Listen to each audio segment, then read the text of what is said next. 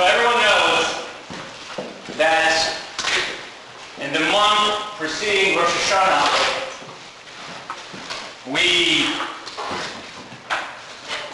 repent, we do the work of Teshuvah, of repentance, and then we have Rosh Hashanah and Yom Kippur.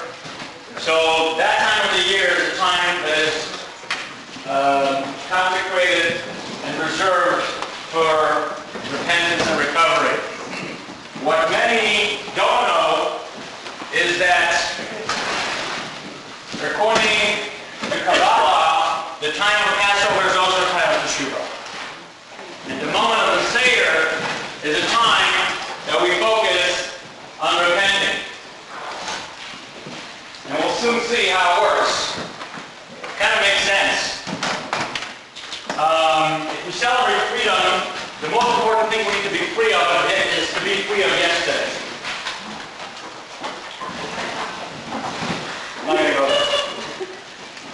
The most important thing we need to be free is of yesterday. And what the process of Teshuvah does is allowing us to say goodbye to our baggage and remove the burden of our previous actions and give us a clean slate for a new tomorrow.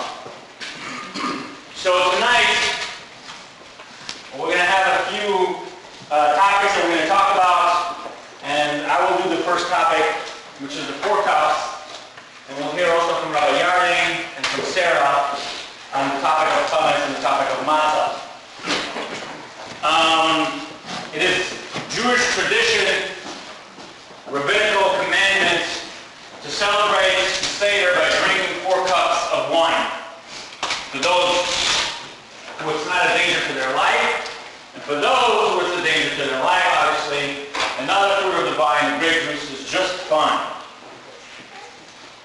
Talmud says that the 4 cups of wine correspond to the 4 expressions of redemption. When God speaks to Moses, after Moses complains and says, "Here I am, I said I'm going to take the Jewish people out of Egypt, instead of life being easier for them, it became harder." God says to Moses, "I'm the Lord, and I will take care of this business. You don't have to worry for me. Here's what I'm going to do." And these are the verses that are printed on your book, on your paper. If you don't have paper, raise your hand. You can pass them around.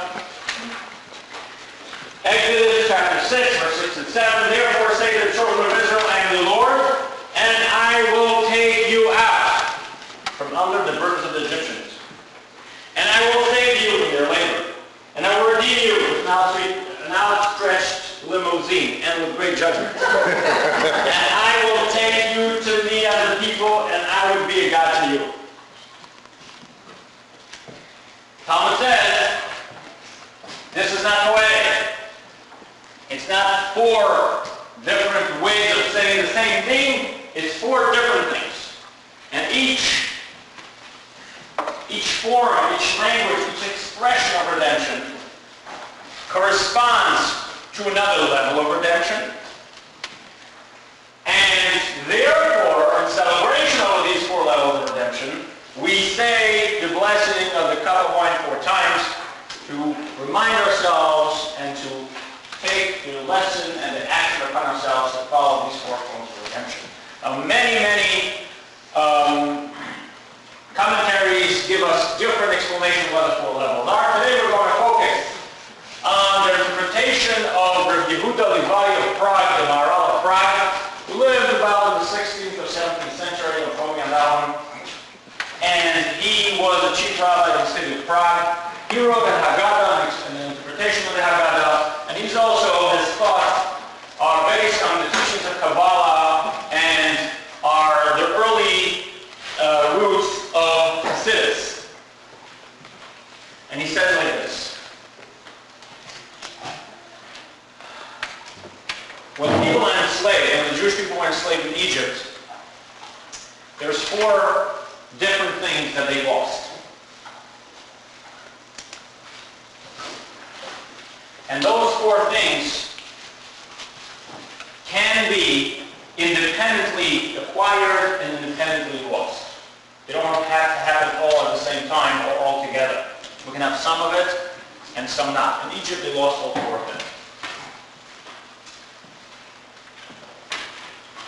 The most basic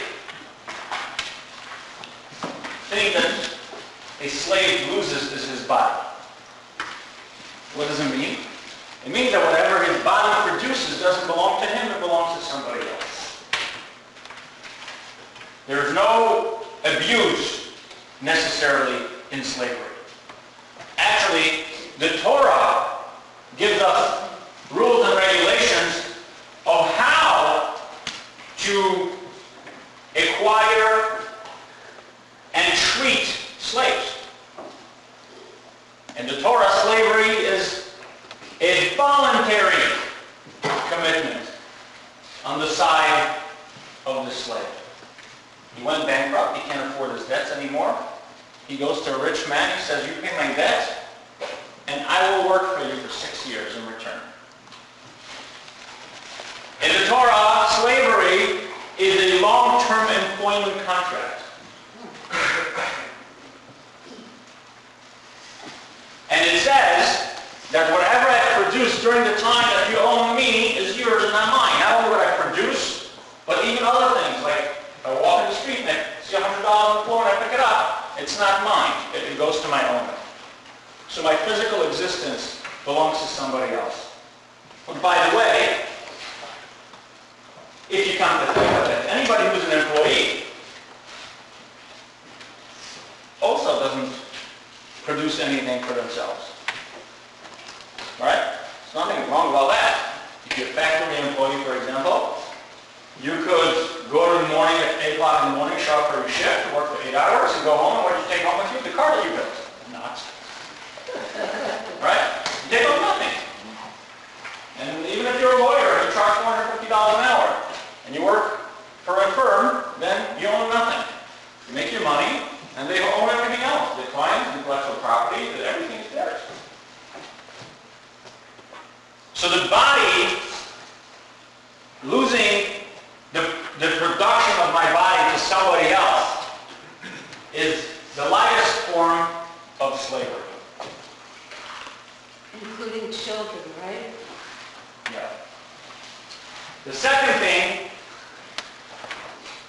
that we can lose in slavery is our soul.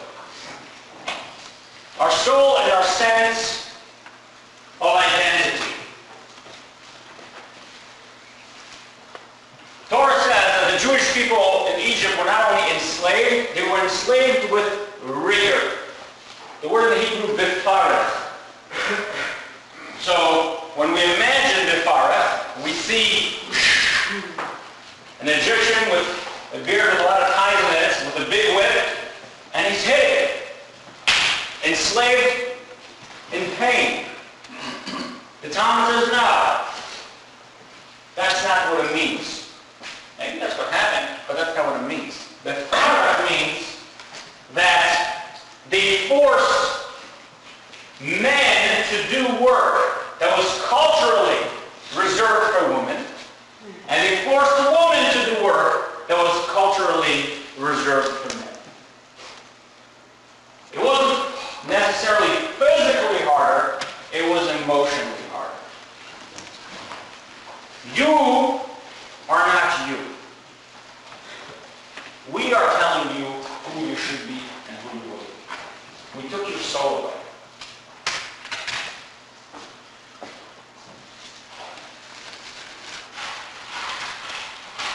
Then there is our humanity. The Maharal says that when we are treated like beasts, we start thinking and acting like beasts.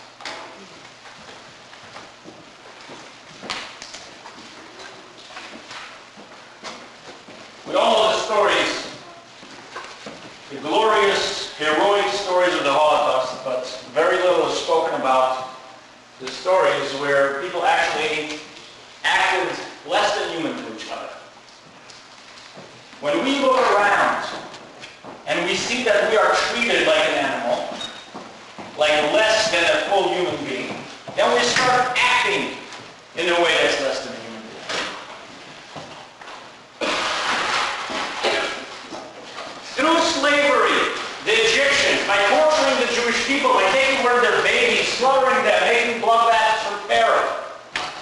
cementing them in the walls. Really? Really. By doing all these things, they showed the Jewish people, they told them, you are not worth it. You are not worth anything. So the Jewish people lost their sense of self-worth. And the fourth thing is the sense of belonging to a community and the sense of belonging to God. When the Jewish people worked so hard, they were enslaved for so long, when they came home, they didn't come home to their families, they didn't come home to their communities, they didn't come home to their spiritual self, they came home for a break until tomorrow. That's all there was room for in their heads. When a person is enslaved at that level, then all the things that kept him connected to other people are gone. And that's why the Jewish people were really not a spiritual people at the time.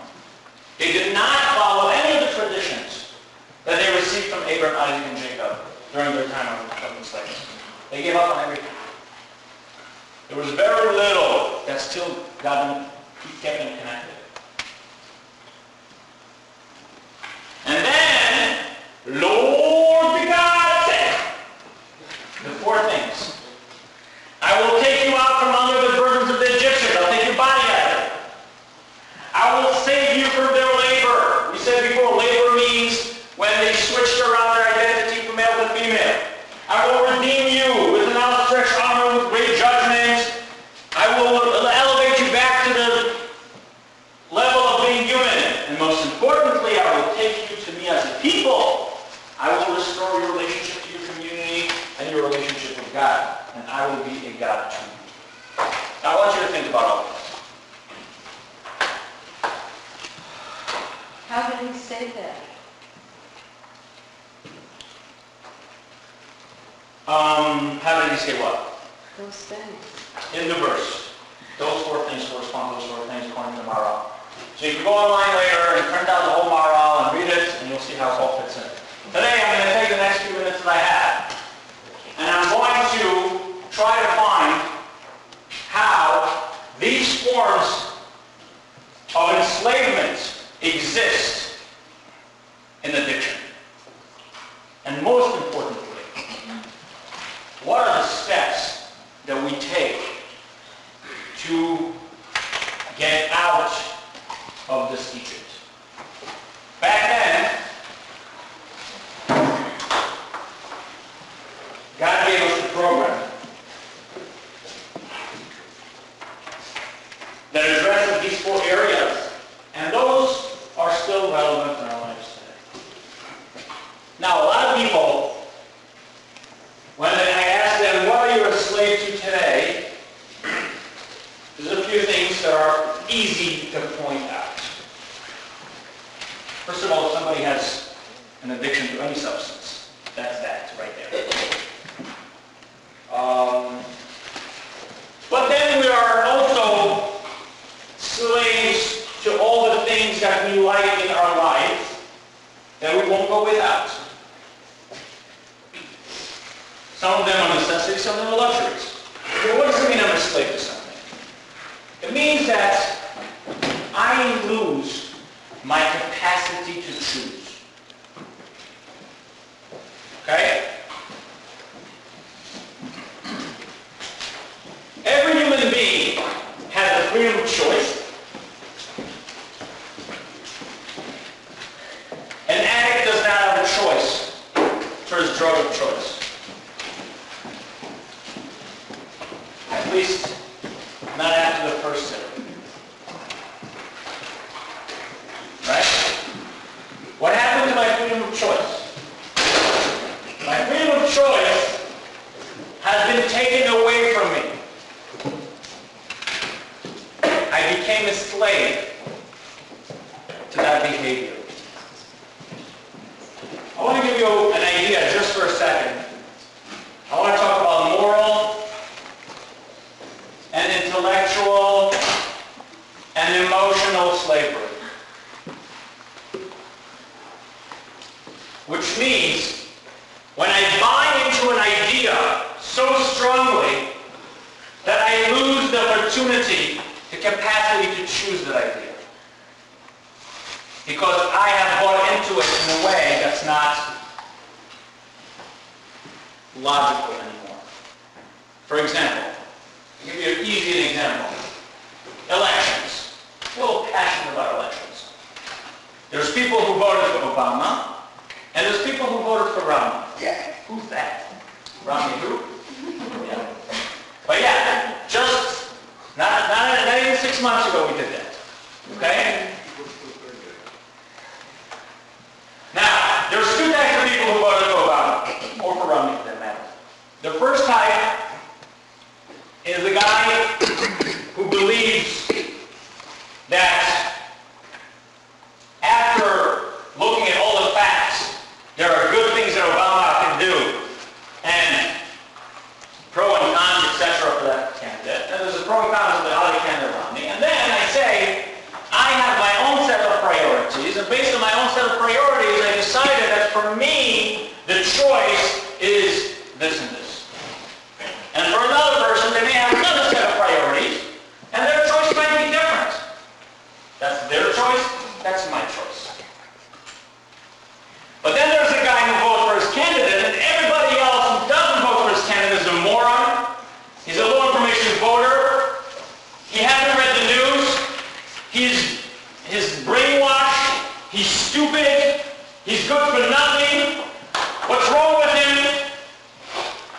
Okay? Now, if that's how I feel about it, then I became a slave to my own idea.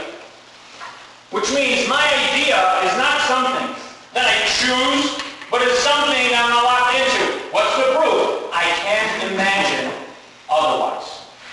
If I can't imagine otherwise, I lost my ability to choose my idea. If a person feels that they are right and everybody else is wrong, they're enslaved to that idea.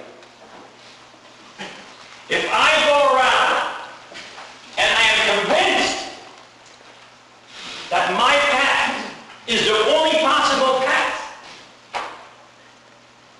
and all the other people in the world that don't follow my path haven't seen the light of it, I got a problem. I got a slave problem.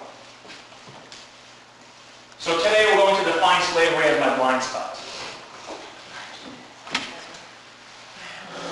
My blind spot is where I don't see that there's other possibilities out there.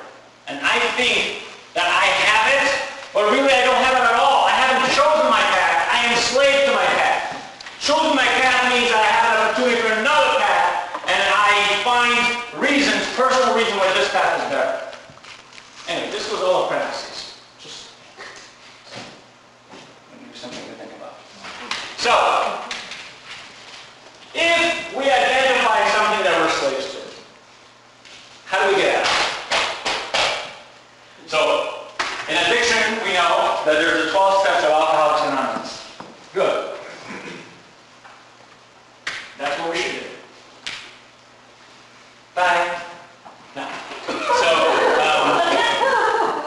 I'm going to go through the 4 steps that we have in the Seder, and maybe we can discuss, or later we can talk, or you can think about how it fits into the program of Alcoholics Anonymous and the covenant of 12 steps. The first thing that we deal with is the body. The body is the behavior. No one says, oh, I'm an alcoholic. A lot of people say it, but it doesn't work. I have an idea, I'm an alcoholic. I should go to AA. I can't stop drinking yet. But I'll go there after I finish all the 12 steps. And I'm perfected my 12 steps, then I'll stop drinking. There's many reasons why it doesn't work. One of them is because I will never be able to know what my issues are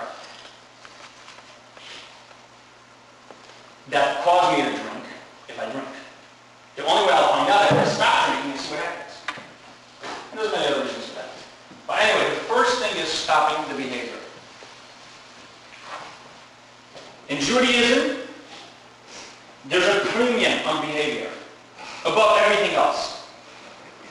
We don't think our way out of slavery. We don't speak our way out of slavery. We don't feel our way out of slavery. We walk our way out of slavery. We do our work in slavery. We act our way out of slavery.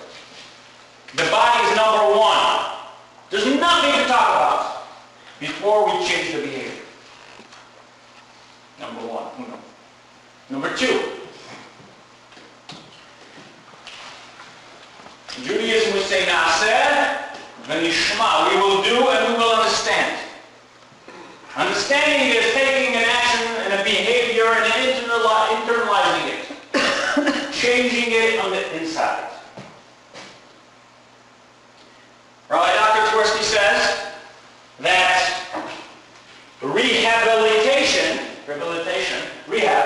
for a physical injury, the definition is, my arm broke on January 1st, 2000, and then they fixed it up, and I went to rehab, and on January 1st, 2001, my arm is the exact same way it was, successful rehabilitation in a year, in the exact same way it was January 1st, 2000. I restored my arm to the way it was before it broke. Rehab from addiction. January 1st, 2000, I started doing drugs. January 1st, 2001, I stopped doing drugs. And then I went to rehab for 6 months and for a year. And by January 1st, 2002, I'm all fixed. And now I'm exactly the way I was January 1st, 2000. What did I do on January 1st, 2000? I started using. That's not going to work.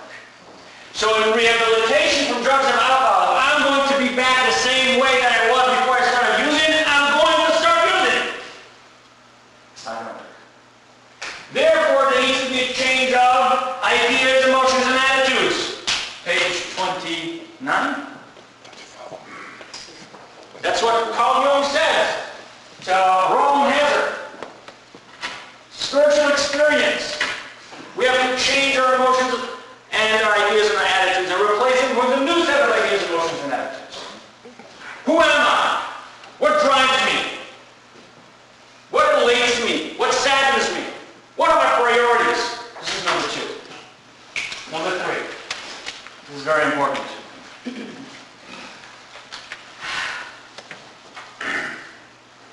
Our human limitations. Let's say I change my behavior. Usually what happens is that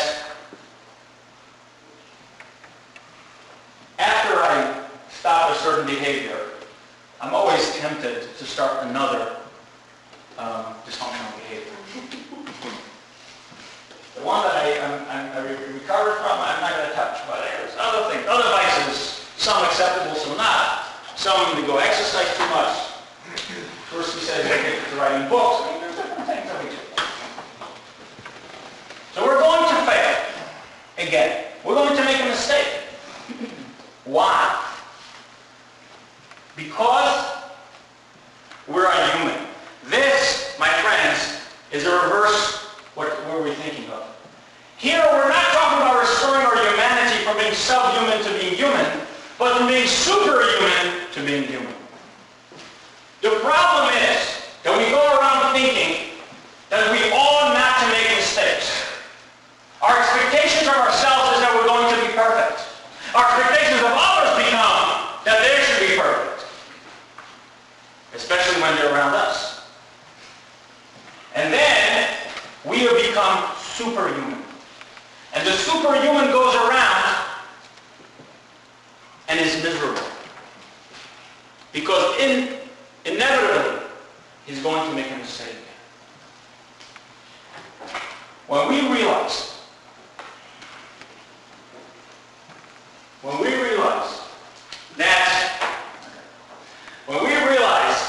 that God's gift to us is that we're not supposed to be God, then we approach our next vice, our next problems, with a feeling of humanity. I am a human. It's okay. It's okay that I'm not going to be perfect. It's okay that the other person around me is not going to be perfect. It's okay that I'm going to make mistakes and fix them. But at the end of the day, true freedom is not full freedom. That's the last thought I'm going to leave you with. True freedom is not full freedom. When the Jewish people were taken out of Egypt, out of slavery, they were not taken out of Egypt to become free. Big mistake. God said, I'm taking you out of Egypt so you're not slaves to the Egyptians, so you can be slaves to me. The only way that we fully lose are the possibility of being enslaved to a substance, to a person, to a place, to a thing, is if I choose to surrender to the power of God. If I am fully enslaved to God, I am fully free of all other substances. That's number 4. Number 4, I will take you to me as a people and I will be a God to you. And then you won't have to fight the small slaveries of life. You will have shifted your sense of priorities in a way that your top and most important thing in your life is my business, God says. And I will take care of your business. So as we celebrate Pesach, and we're going to sit around and stay there, and we're going to think about these 4 steps to freedom. Take this little paper with you if you want. And remember that we don't have to do everything all the time. We're humans. We don't have to do all the 4 steps every year. Pick a step for you for this year. Pick which one you want. Multiply it by 4. All 4 cups should be the same step. Don't make it too hard. And maybe this year is the year you're going to find out what your blind spot is. Maybe this year is the year that you can stop acting that way. Maybe this year is going to be the year that you can realize you've been perfect. Maybe this year you're ready to hold at the level of giving yourself over totally on all levels to God and have God take care of your business. Maybe. Happy Pesach.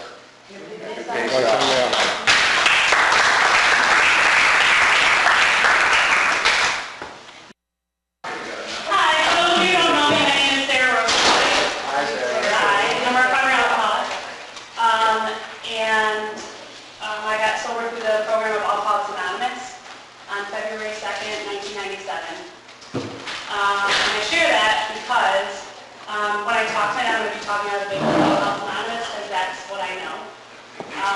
And I was asked to come here tonight to really try to relate, not necessarily the concepts that Israel was talking about, but they will, but to really how we can personalize the concepts of some of the concepts of Pesach to our recovery and how we approach it.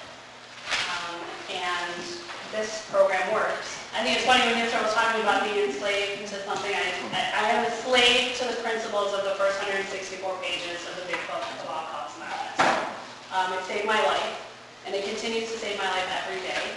I came back to Judaism through the 12 steps, finding that there was a hole in my own spiritual life that was no longer being filled through just these out concepts of a God. Like I wanted to try to connect deeper to my spirituality, and I came back to my Judaism through the 12 steps. And so everything I learned about Judaism, I only understand through a lens of the 12 steps. It has deepened my spiritual life, and I'm very grateful for that. When I was going over the topics that were on the table for tonight, I really clung to the topics of Chametz and freedom from slavery, because I think these are 2 really huge concepts in the 12 steps. And I'm just going to read a little passage here. In the Big Book on page 62, it's talking about our problem. And it says, selfishness, self-centeredness, that we think is the root of all our troubles. Driven, which was what Yusra was talking about that and not having a choice. So when I was in my addiction, when I'm in my selfishness, when I'm driven by 100 forms of fear, self-delusion, self-seeking, and self-pity. When I'm there, it says I step on the toes of my fellows and they retaliate, seemingly without provocation. But I invariably can find that sometimes in the past that I've made decisions based on self, based on being driven by 100 forms of fear, self-delusion, self-seeking, and self-pity, that have put me in a position to be hurt. And it goes on to say that our troubles are our own making, but even that aside, that if I want to be free of these troubles, then I have to be rid of this selfishness. And that it goes on to say that there's no way of entirely doing this without finding conception of God, and without utilizing that conception of God. That I have to be rid of it or it's going to kill me, and if I don't, and the only way for me to get rid of it so it doesn't kill me if I'm a real alcoholic or a real addict is for me to have a relationship with God. And so the purpose of,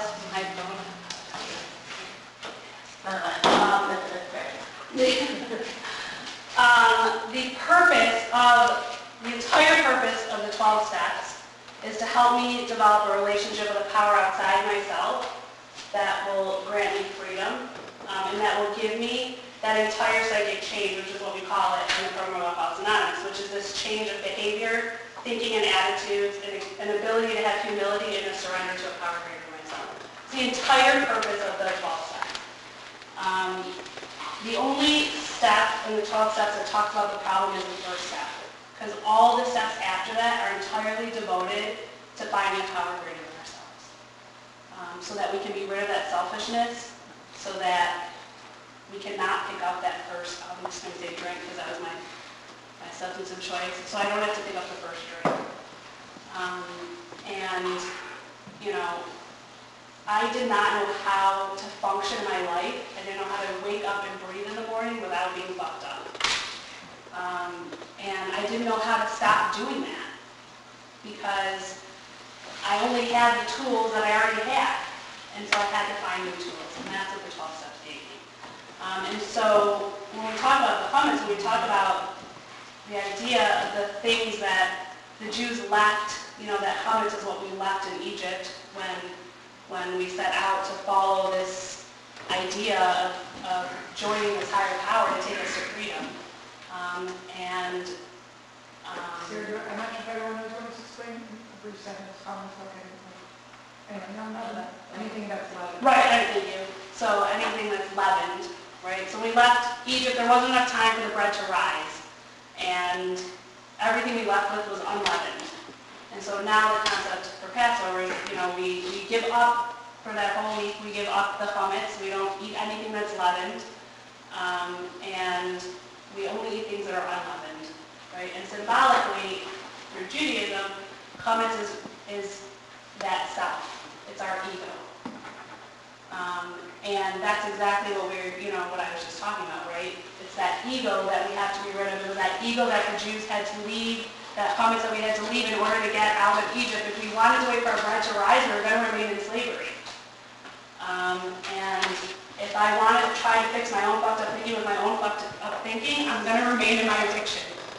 And that's the bottom line for me, even 16 plus years later.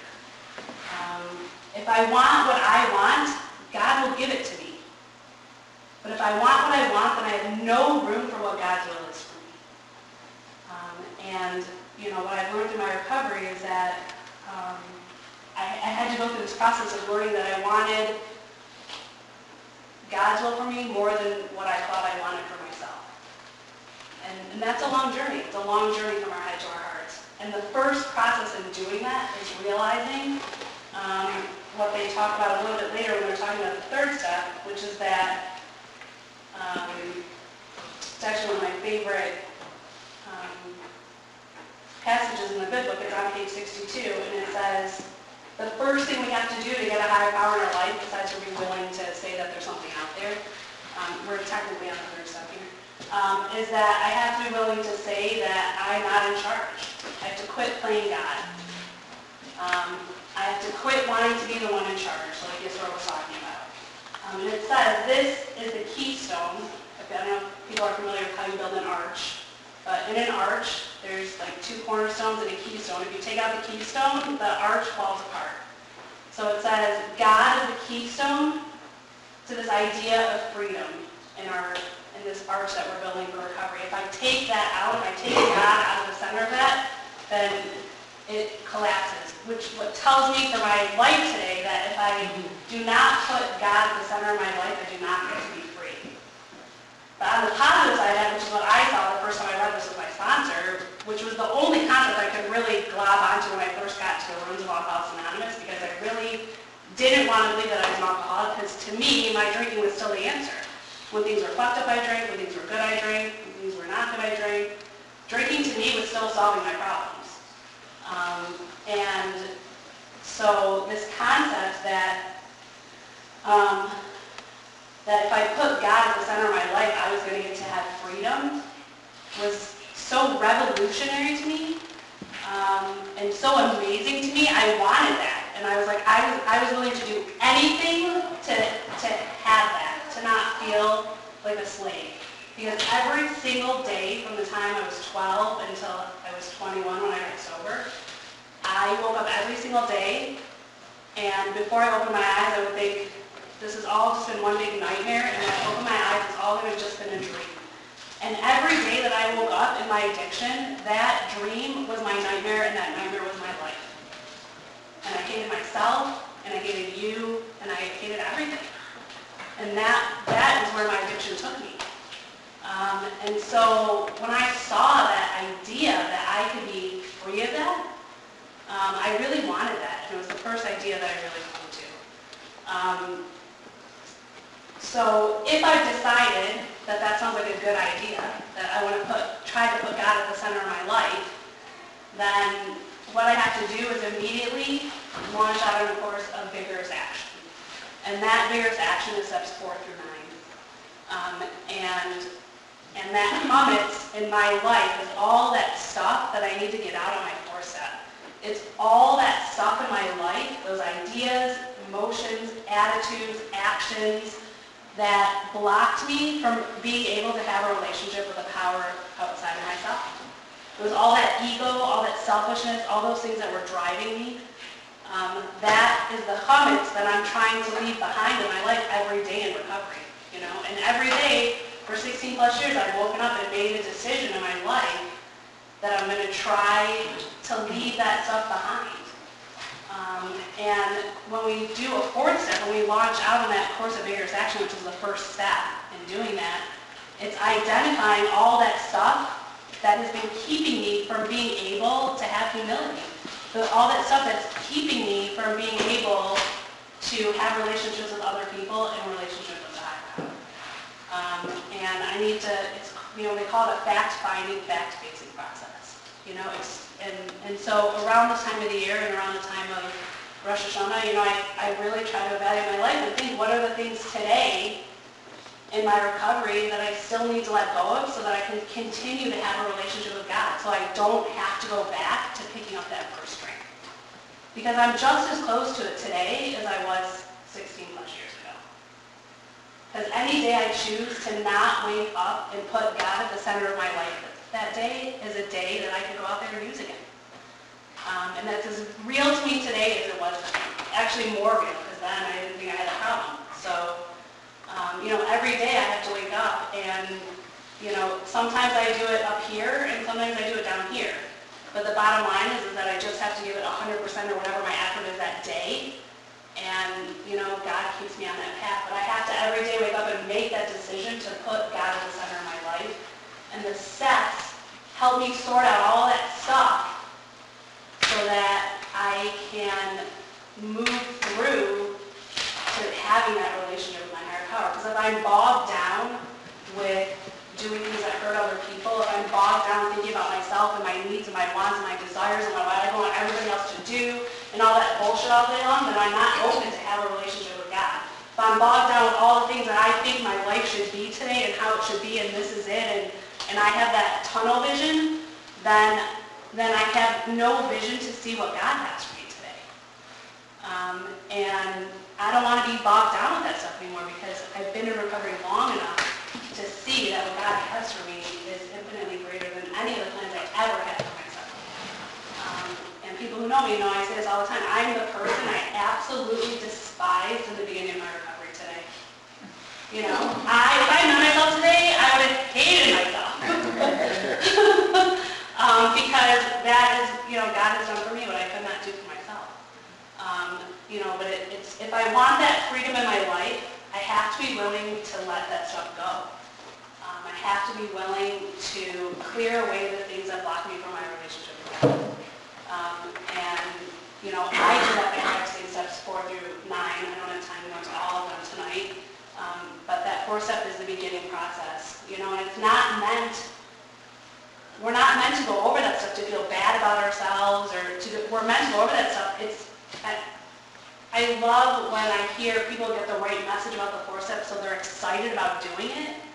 Because it's like taking out all that trash that's been stinking up your house forever. If you were drunk like me, I had a lot of trash I didn't take out because I don't want my neighbors to think that I drank too much.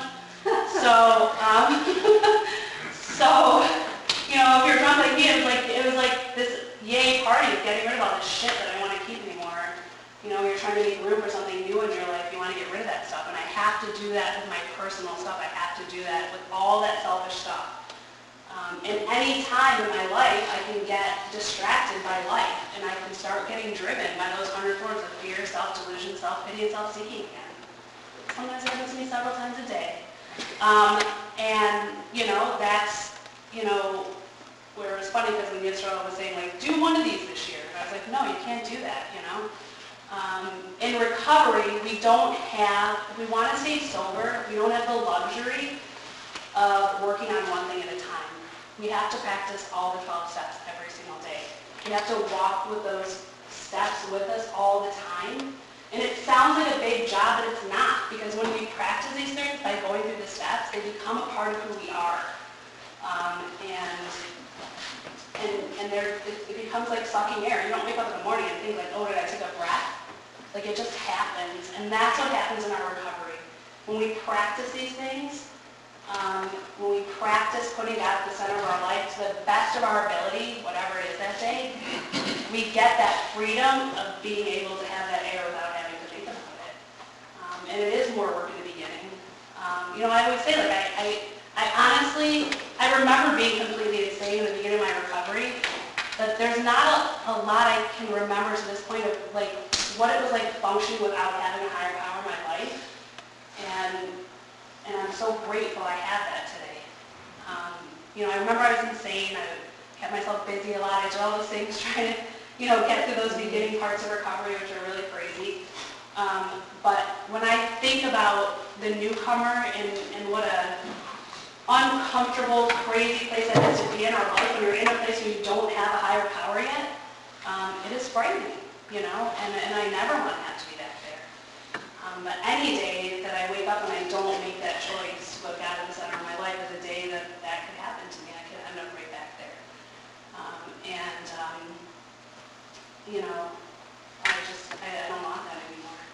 So, you know, at this time of year, you know, I really do try to think about it, you know, during the Seder. I try to think about those things that I want to let go of this year. You know, what are those things that are still tripping me up in my own life?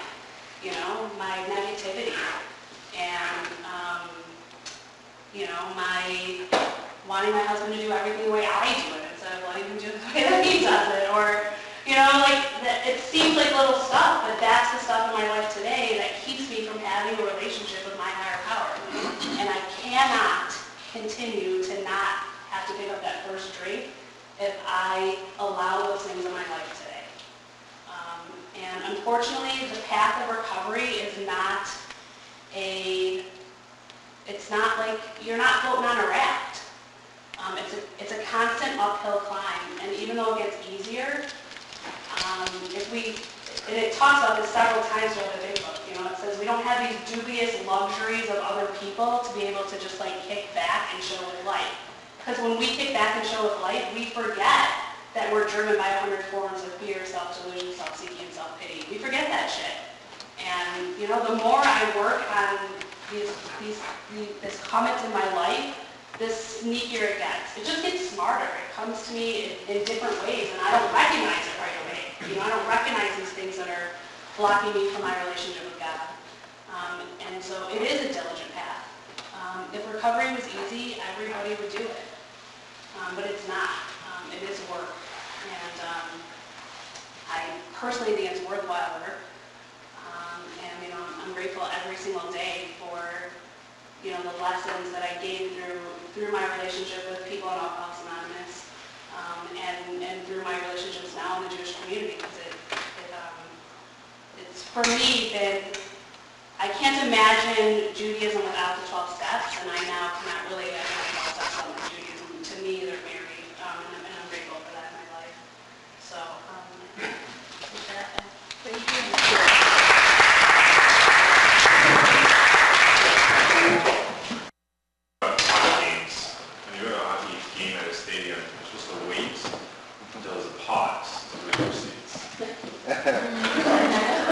It's the pause. You need to get up and run something.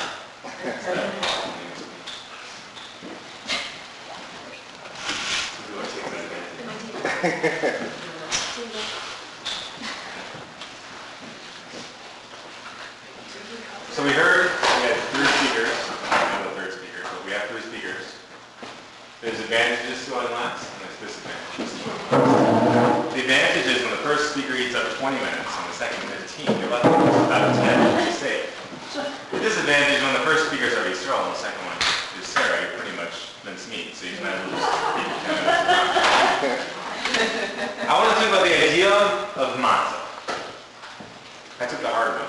Chametz is something we all like. Grape juice, wine, grape juice. That stuff we all like. Matzah. Whatever.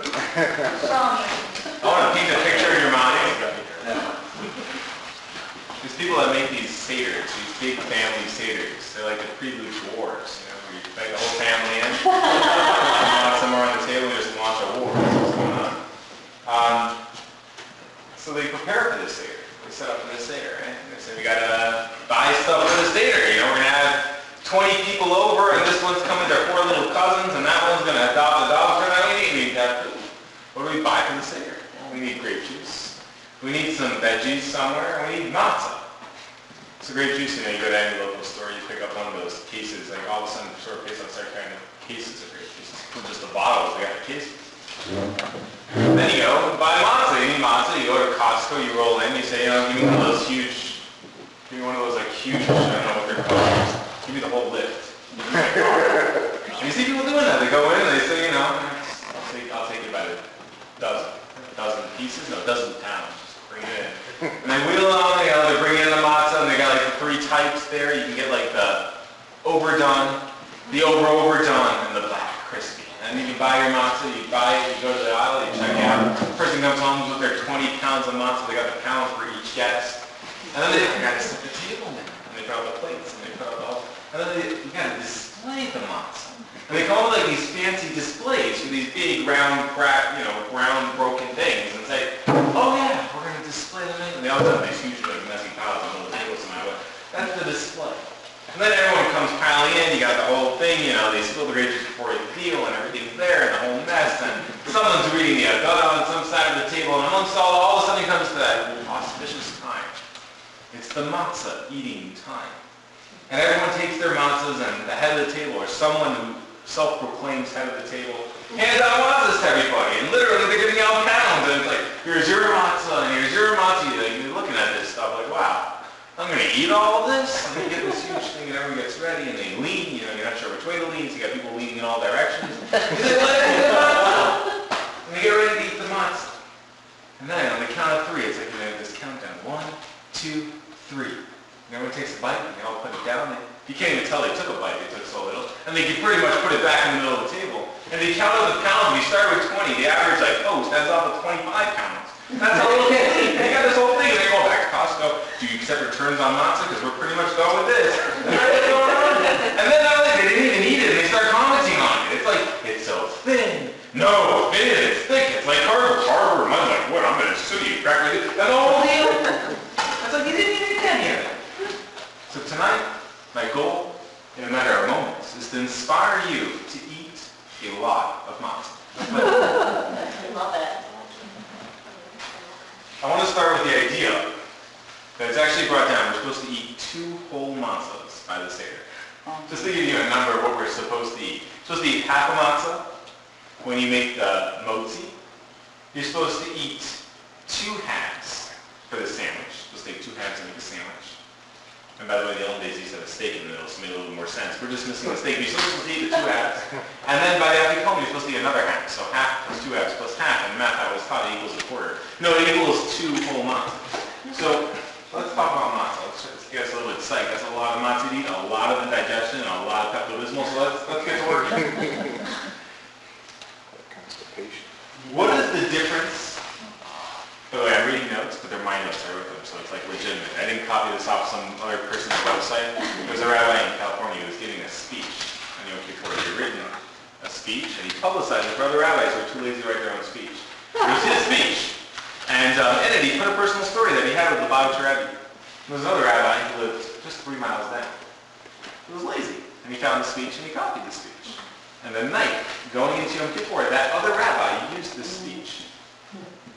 This rabbi is giving a speech the next day, and then he finishes the speech, and a congregant comes over to him and he says, Rabbi, it was a very nice speech. You said it well, you displayed, you portrayed, you did the whole deal.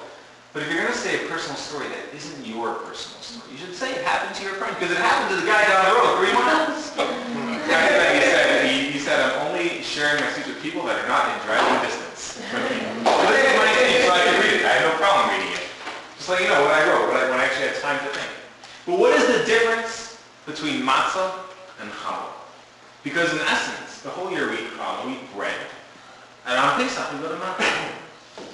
And if we get beyond that, what is the difference? When we finally identify and define what the difference is, then why do we go back? We reach this new culmination, this new level, a spiritual edifice, and we come crashing down again. Oh yeah, we're done, we got it. Awesome. Let's just go through this process again.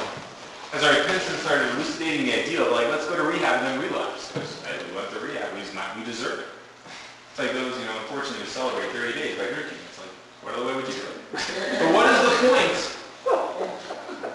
of going back from where we achieved it and we go back? What's the point? So let's understand the difference and understand why we go back. The difference, to me, is the difference between simplicity and complexity.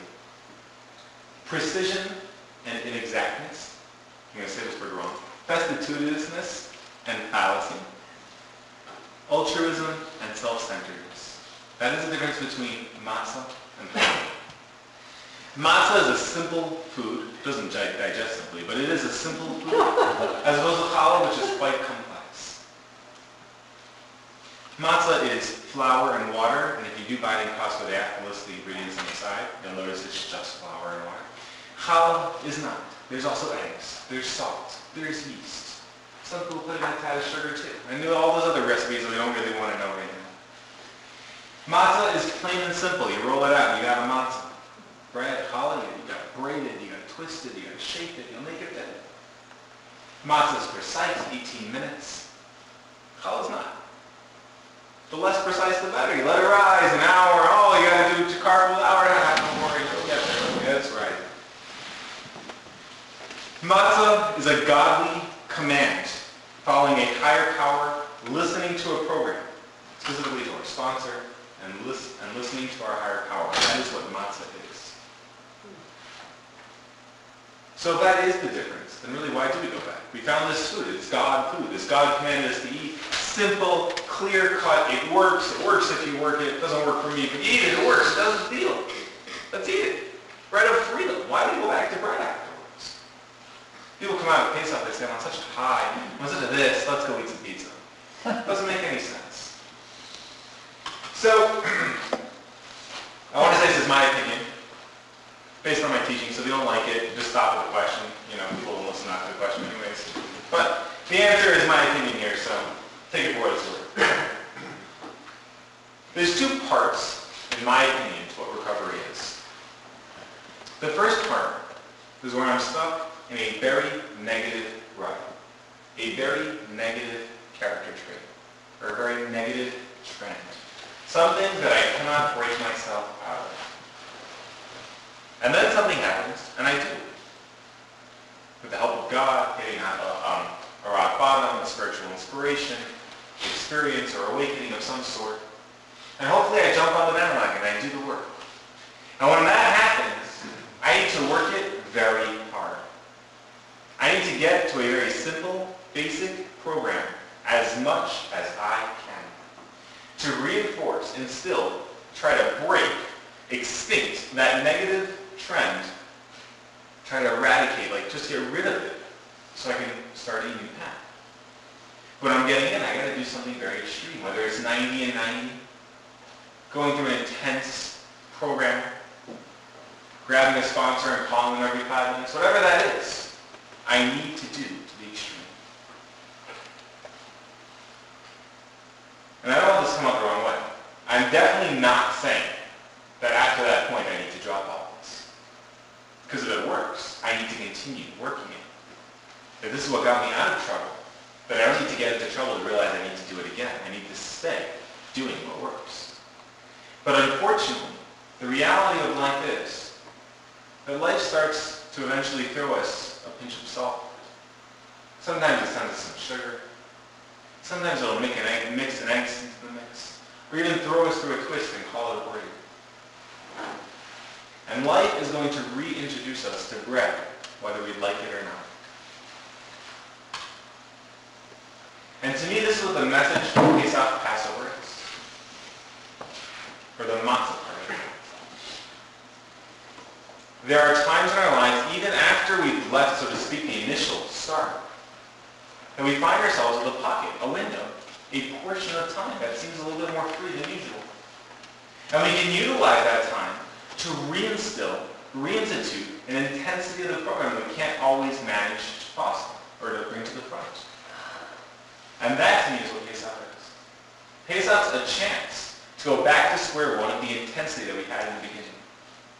When we hit our rock bottom, there's a certain clarity that we don't necessarily feel every single day. There's a certain clear-headedness, so to speak, that we know we're in the wrong and we got to get in the right. And after that, we're sort of running based off of that. And sometimes we need to bring that back to the fore. And by doing that, we need to cut out all the garbage that's inflating our songs and get back to the simplicity of flour and water. And maybe it'll only be 2 days. Maybe it'll be a week. But at the end of that, when life does reinstill the bread to us and the reality to us and the pressures and the family and everything else that can go wrong, we're right. We're ready to move forward with that. We have that matzah instilled in who we are. And because of that, we need to eat a lot of matzah. Now I want to tell you, on a physical framework, obviously you need to eat a lot of matzah. But I want to tell you as an ending thought with 2 minutes. People look at Pesach in 2 ways. People look at Pesach as something that we're remembering, commemorating, and then there's people that look at it as something that we are reliving. And the difference is in the effect it will have on us. The purpose of such a workshop, to me, and just to me, is to give Deborah more work to do. No, I'm kidding.